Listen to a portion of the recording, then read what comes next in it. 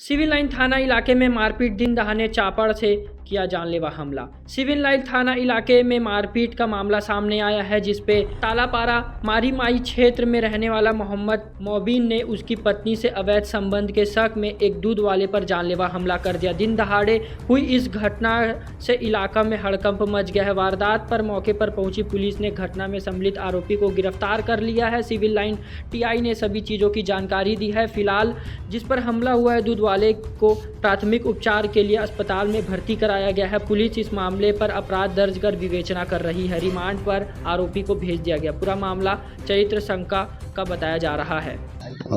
जी हाँ, तालापारा मरीमाई जगह है जहाँ पे एक आरोपी है मोहम्मद मोबिन।